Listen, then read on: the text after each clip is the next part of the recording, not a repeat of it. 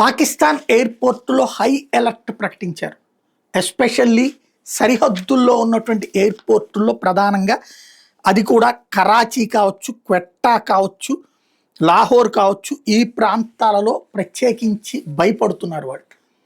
వాళ్ళకి సంబంధించినటువంటి యుద్ధ విమానాల్ని రహస్య ప్రదేశాల్లో దాచి ఉంచారు. అట్లాగే వాళ్ళకి సంబంధించినటువంటి ఏవి కూడా బయటికి కనపడకుండా చూస్తున్నారు.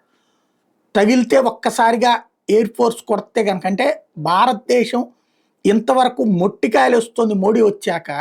ఈవెన్ ఇందిరాగాంధీ టైంలో కూడా బంగ్లాదేశ్ విడదీసే పనిలో ఉంది తప్పించి వీళ్ళని దెబ్బ కొట్టలేదు. ఇప్పుడు వాళ్ళ భయం ఏంటంటే పోర్టులు, ఎయిర్పోర్టులు ఈ రెండింటిని భారతదేశం ధ్వంసం చేసేస్తే పాకిస్తాన్ కోలుకోవడానికి కనీసం 25-30 ఏళ్ళు పడుతుంది.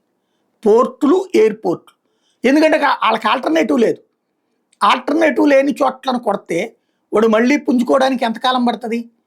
పైగా భారత్ మొత్తాన్ని వాడు కొట్టగలగటం అనేది అసాధ్యమైనటువంటి పని.